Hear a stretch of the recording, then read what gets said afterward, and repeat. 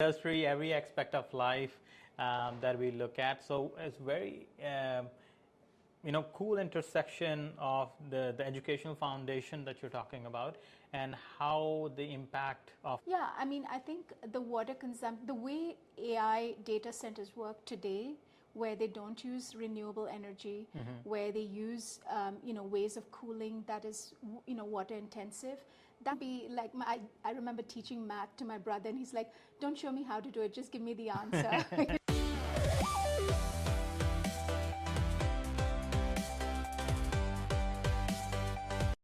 Hello everyone, my name is Inderjeet. Welcome to the WorkTalk series, and in this series we talk to business personalities as well as the entrepreneurs. Today I have the opportunity with me to talk to Geeta Menon. Geeta is founder of One Earth, One Chance, as well as faculty at UT Dallas. Geeta, welcome to the show. How are you doing today? Great, thank you for having me. Great. So thank you for taking the time out and connecting with us. So wanted to talk to our audience and tell them that Geeta is a very interesting mix of skills. She is a faculty at UT Dallas in sustainable. In the business school. In the business school, okay. Teaching AI and sustainability. Great. And then also she is the founder of One Earth, One Chance, which is an organization. I'll let maybe Geeta tell us more about that. Absolutely.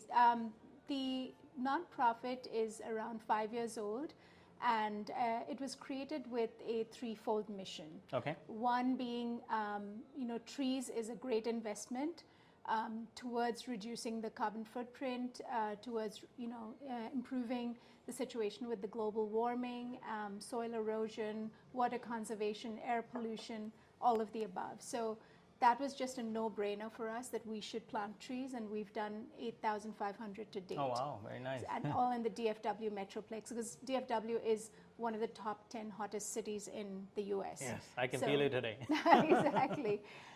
But also, we wanted to have a huge focus on education, right? Because it's foundational. Exactly. And all the nature-based solutions will only take us so far, but we need change, and education can drive change. So we've really, three of our programs is focused on education at beginner level, intermediate level, and advanced level. And the course that I teach at UTD is more along the advanced level.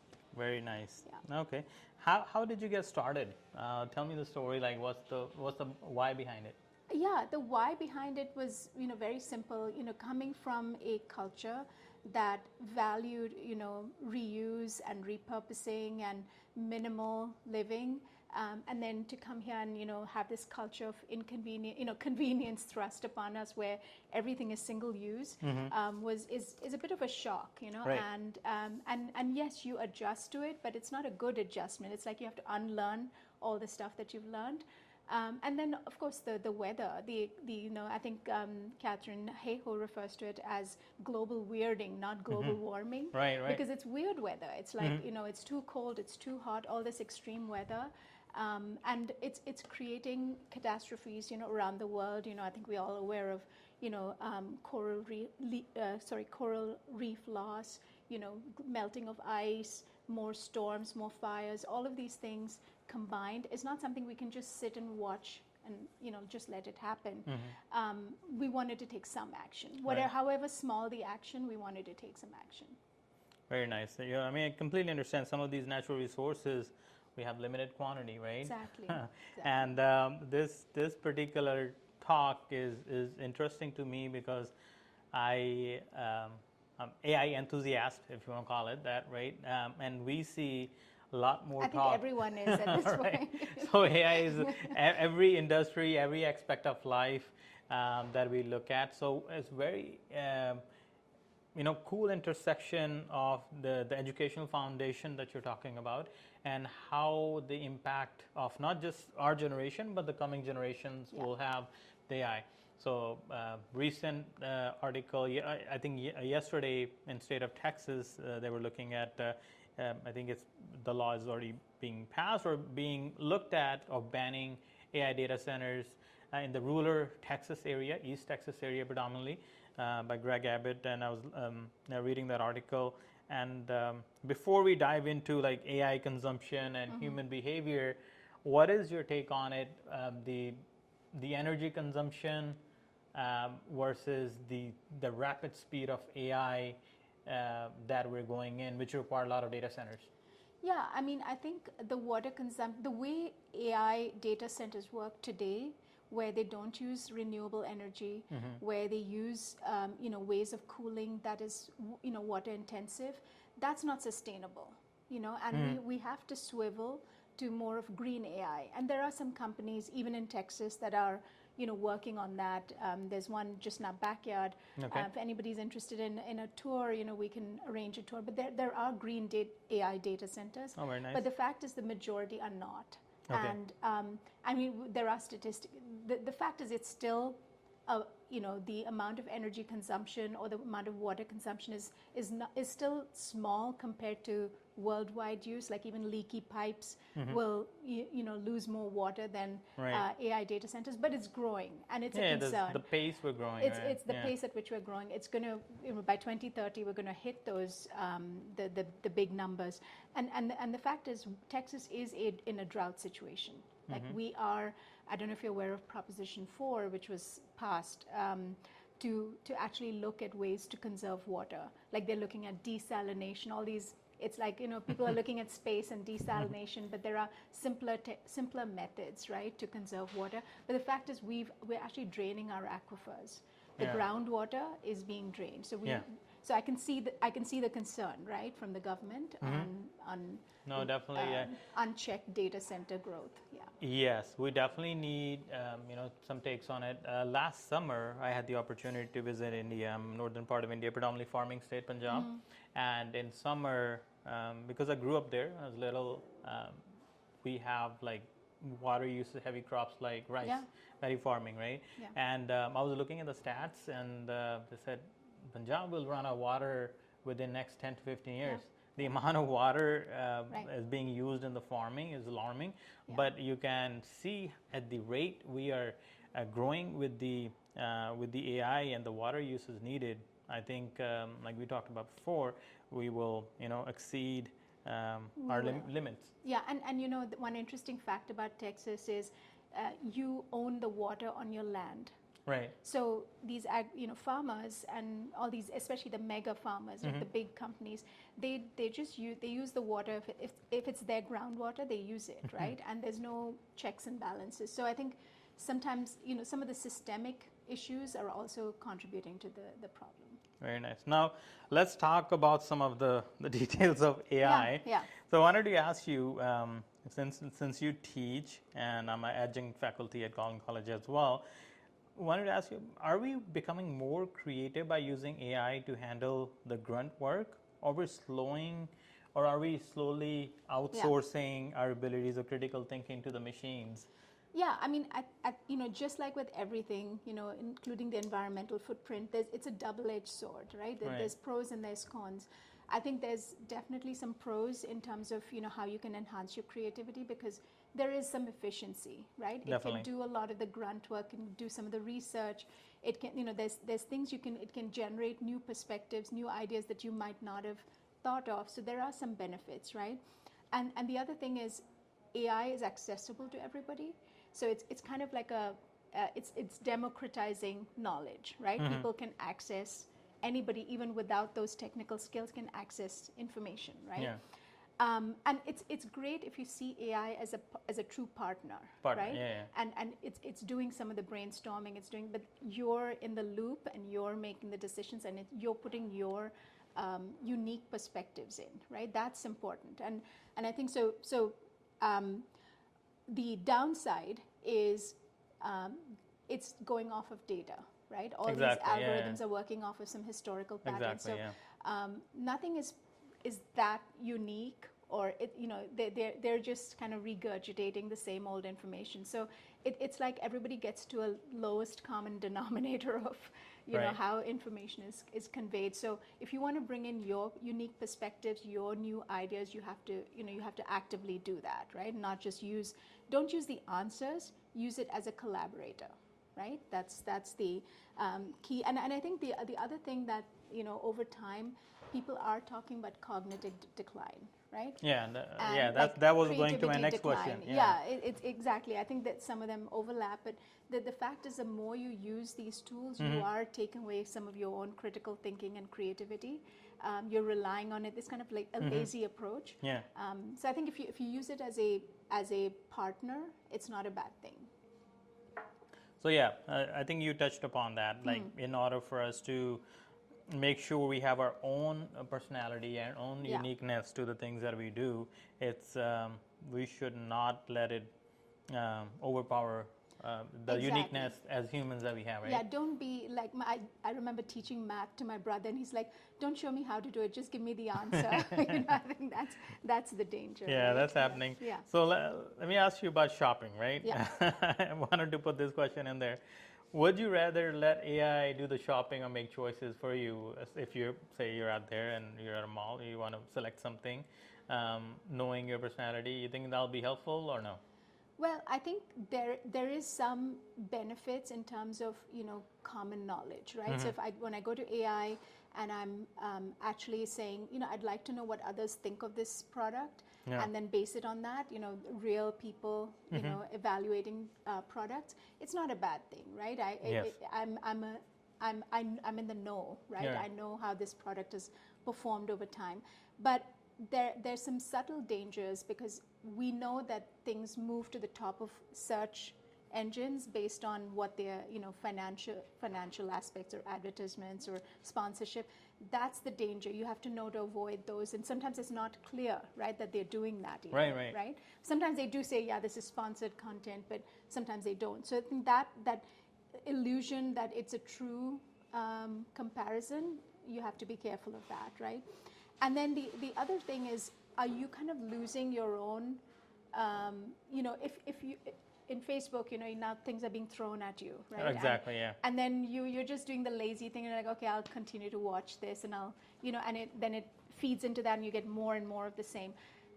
So there isn't that true, like, exploration, right? And discovery that used to be in the past, where you would just chance upon things, and an algorithm isn't throwing it at you, and there is that loss, right? No, definitely, of true discovery. Yeah. Yeah.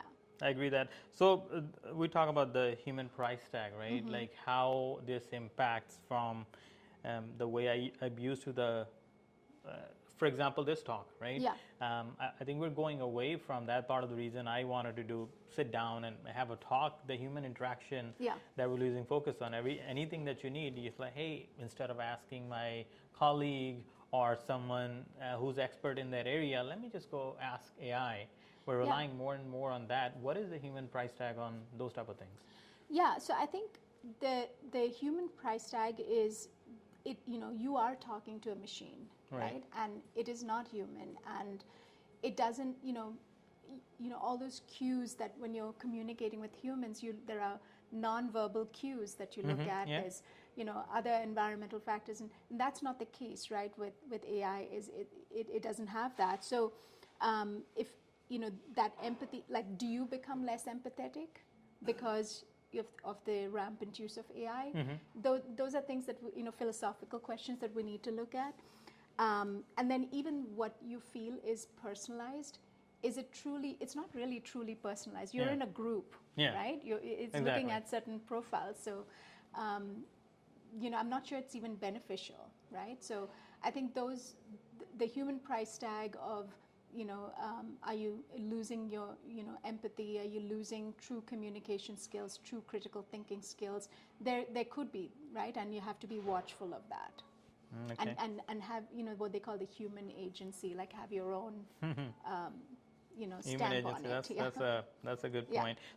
So we were talking about the human tag, the human price tag on the AI, because we rely more and more on AI nowadays. It's increasing, and not to just measure the financial cost of it. We're also talking about like the less human interaction which is happening. And I think Geeta was mentioning earlier, there's the empathy factor, and there's one more thing.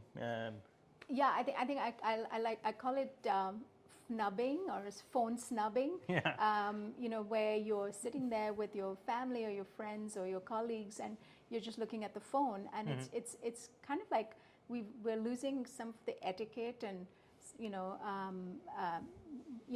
politeness also, in Yeah. addition to empathy is of course one aspect, but this is similar, I think. Right, right. Okay, so let's switch gears, and I want to talk about very important course that that Geeta is teaching at UT Dallas, locally here, harnessing AI for a sustainable future. So, tell us more about that. Absolutely. I'm really grateful to Dean, both Dean Hassan and Dean Varghese for giving me the opportunity to teach this class, because it's a unique perspective. It's like, there's, everybody's talking about AI, right? And how can we use AI and be, better, faster, and all of that. But what are the pros and what are the cons? But also, in today's environment, there's no better tool available to us to solve some of the big environmental issues, right? It's a great optimization tool. It's a great tool to identify anomalies. It can do so many things like balancing supply and demand of energy, conservation. It can, you can have monitors in forests and oceans to track what's happening with habitats. Agriculture, it can help with precision agriculture where you're not using so much water, not so much pesticide. There's actually 12 different areas where, in the class, we talk about actual real life uses of AI, for good. But there are some negative sides, and, I also want to present a balanced picture and talk about, what are the downsides. But almost every downside, there is a solution, right? And it's for us to go after those solutions and make sure that we're doing AI right, and that's what the focus of the class is. Very nice. Okay. So if you're looking for something like that, definitely make a note of that. Yeah, so it's a please preview. come, if you're a student of UTD, please come join the class. And even if you have graduated long time ago, like me, UTD alumnus, you definitely look into those type of courses that are available. So the environmental reality, right, Geeta, most of the everyday users of AI may not be aware of the significant energy usage and the water usage that is happening. If we were to, to tell some of our audience, what is the environmental price tag of our digital habits? Yeah, I think we touched on it briefly at the beginning. Definitely the energy consumption is high. I think by 2030, it's projected to be equal to, Pakistan, Bangladesh, and Nigeria combined. Oh, wow. Right? So 3 countries versus AI data centers. So there is a problem, and a lot of areas, the grids are strained because of AI data centers. So there is a problem, and the reality is not everything requires AI. A simple Correct. Google search or a calculator can solve many. So we're just going with a very sometimes a very over-engineered solution for very simple. So we have to really be cognizant of that and build models that are suitable for the task at hand, right? Just right size the models. But the fact is there is energy use, right? To train them, to deploy them, to use them, there is energy use. And one simple way to solve that is through renewable energy, right? If you're then you're not creating emissions, right? And there's still a supply-demand problem that we have to solve, which AI is very good at. But if we switch to renewable clean energy, that makes it net zero, right, from an emission standpoint. So I'm presenting the problem, but also presenting a path forward, right? And the same thing with water. With today's way of cooling servers, which require a lot of water, that's unsustainable, right? That's just not neither smart nor sustainable. But there are ways to cool using there's liquid cooling, and there's other techniques. There's reuse of the water, because you do need fresh water, right? You can't use saline water, unfortunately. So with reuse, with liquid cooling, there are ways again to use less water, and you should not situate data centers in in areas that already have water shortage, right? That doesn't make sense. So yes, there is a problem with, but as I mentioned, leaky pipes today, we lose more water through leaky pipes than we do through AI data centers, and that's why Proposition 4 was passed to improve, how our pipes function, the entire infrastructure of our plumbing and all of that, right? So, you look, as I mentioned, the agriculture situation where people have water, groundwater under their land, and they just rampantly use it. They don't use precision agriculture. They just blast the water, and that's untenable, right? So, it is a problem. Again, there are solutions that we have to go after to solve that problem. So I think, and not to mention noise. Noise is a problem. Like, people don't realize, but there's a hum if you're living near a data center, which is very, not good for any of the species, including the humans. That is true. Yeah. And Geeta, I know your organization, you're the founder of One Earth, One Chance. I think it can play a critical role in solving some of the problems we discussed, right? Yeah. So I know there are some programs, also younger kids who are in K-12 maybe, Yes. and then also people like me, Yes. regular households. What are some of the things, let's start with the younger kids, what kind of programs are there where they can be more aware of some of the sustainable things that you have mentioned? I'm really glad you asked me about that, because education, as I said, is my favorite topic, and we actually have like 3 levels of education. Okay. There's a green citizen level which is very beginner level. It's micro learning. It's like, we talk about things at a very elementary level for, where we're targeting people who don't know anything about the subject, right, who might never have thought about sustainability until then. So they're micro learnings. They're actually delivered by the youth. So they're webinars delivered by the youth, and anyone can. It's a monthly webinar. Okay. And these students, just like you and I are talking, they interview experts. Oh, very nice. And talk about different topics like appliances that are energy efficient, or indoor air pollution, or different topics like that, right? So they take a specific topic, bring in an expert, and it's micro learning, and anyone can join, right? No bar to entry. There's also a Green Ambassador Certificate program, which we jointly offer with UTD. So that's really designed for middle school and up, all the way to adults.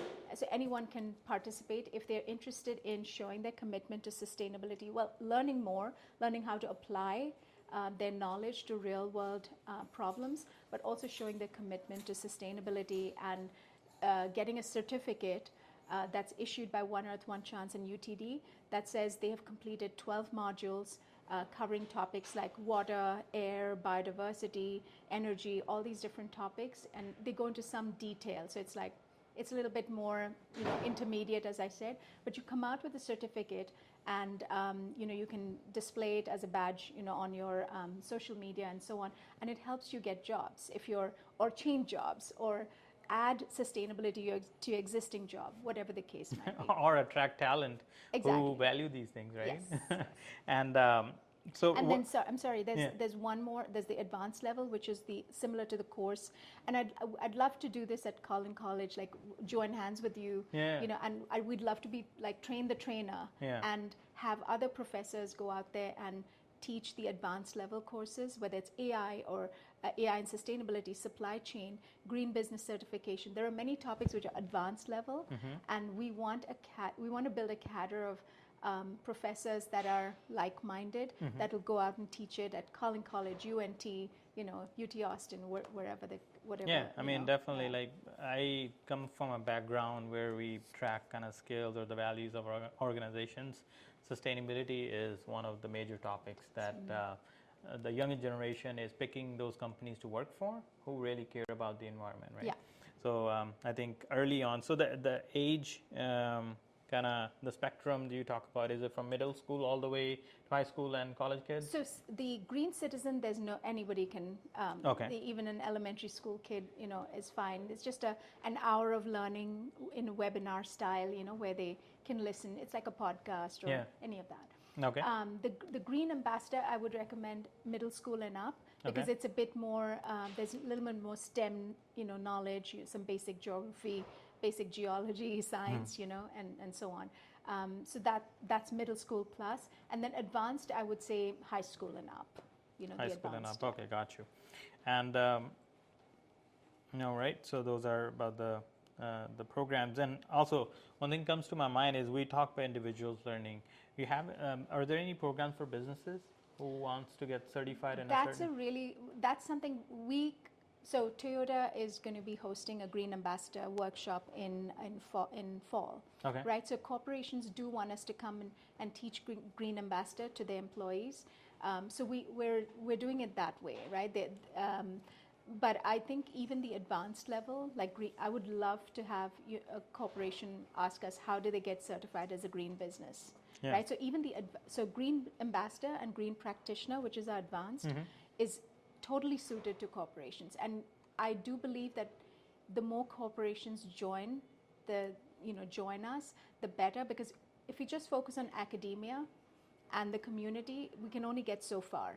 We really need the corporations to come join us, right? Yeah. And they can sponsor entrepreneurship competitions, they can do the workshops, they can, go deep into the advanced level topics, all of the above. So there are some organizations like Toyota that we're really happy to get started with, but Very I'd nice. like to see more of that. Yeah, no, definitely. Let's talk more about that. And now let's switch gears. Yes. In this last segment, I would like to talk about the education, since we're both from the Yes, education yes. background, and it's near and dear to heart. Yes. The trust factor, right? When you see from the teaching perspective as well as on the student side, how do we reclaim human trust in age of automated answers everywhere? So I think one thing that we can use AI for all of the, as I said, as a partner, right, and a brainstorming partner, as a skeptic, all of that, but verify the information, do lateral reading, Yeah. read things written by experts, by reputed sources, Britannica, UN, people that have been doing the research, actual research. Go read that and verify what that pat answer may not be the right answer, right? So I think that's how you can trust but verify. Very nice. And then the other thing is keep, as I mentioned, keep your agency. Keep your perspective, and I think that's important when you're utilizing these tools that are based on algorithms. You still have to provide your unique perspectives, because it might not match that common denominator answer that they've come back with, right? So as you're teaching the next generation, what is that one factor or one core value or the rule, if you want to call, if you were to tell the students to use AI responsibly, what would that be? So I think you have to show integrity.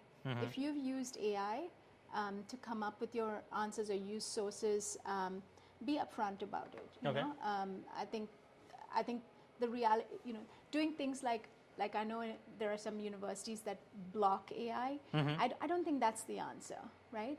I think you have to make sure that the way you gauge your students' knowledge has to change. Right. Assume that they have used AI, right? And then what is it that you're really, how are you testing their knowledge, right? So I think that's important. You can't just ban things, right?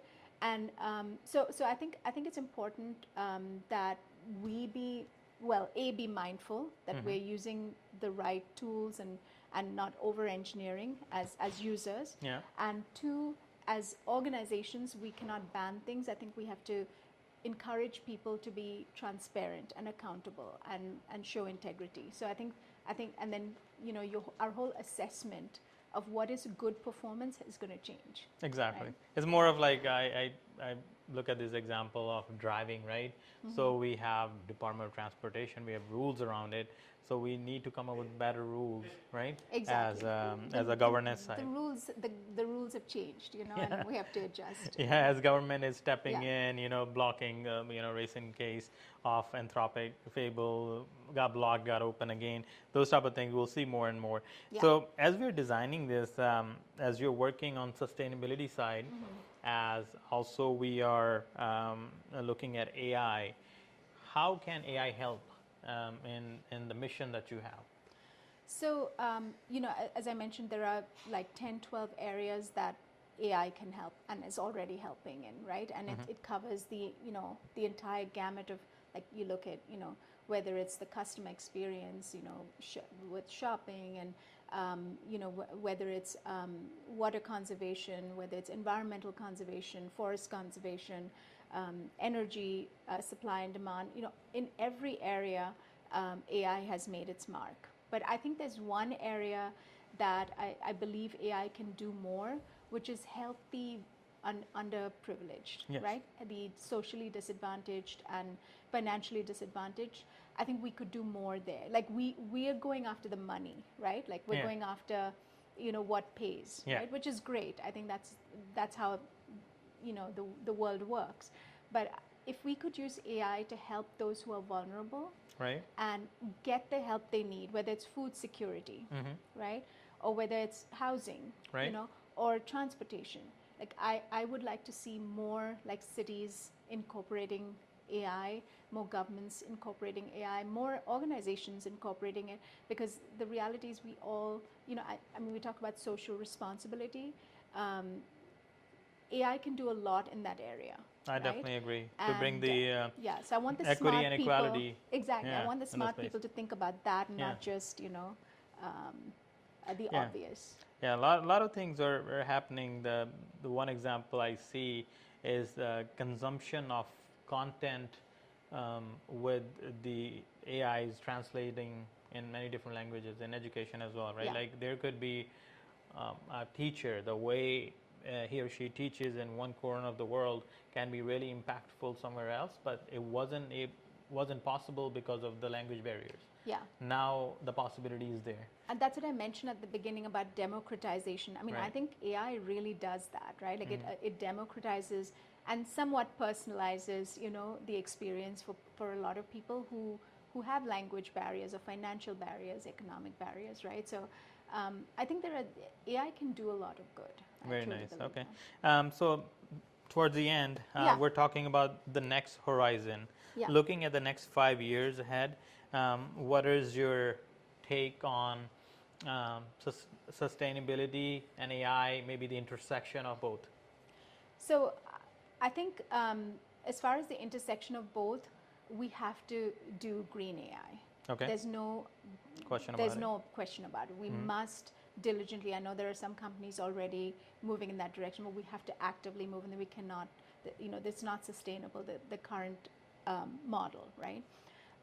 So and then, as I mentioned, green AI doing green things. We should continue to look at how can AI improve and solve some of these big environmental problems, because maybe the human brain can't fathom it, but AI can take all that data and really do a good job with it. So that's the second. The third thing I would say is, as we move forward, I think I would love for, and this is my wish list, I would love for AI not to be where we're just sitting glued to the screen and like doing prompts or doing, fine tuning and things like. I would love for it where it becomes more like in the background, right? And it's just doing things, right? And the ambient AI, as they call it, being in the right? moment, yeah. So it's just there, and it's doing things where we're not sitting, we're not tethered to AI. AI is just happening around us, right? So that's my hope. Good point. Yeah. Oh, yeah. But yes, green AI. I think we're moving towards that. Yes, that type of usage. Yes. And Geeta, I really appreciate you taking the time out and talking to us and informing us or educating us on this very important topic of the intersection of sustainability and AI. What is the last message you have for our audience? So I think all the young people, they're my favorite favorite target audience, you're so innovative, and I know we had the last entrepreneurship award competition in spring. Come join those, talk to us about your ideas. You guys have great ideas, and be the innovator, utilize AI for all the good that it can do.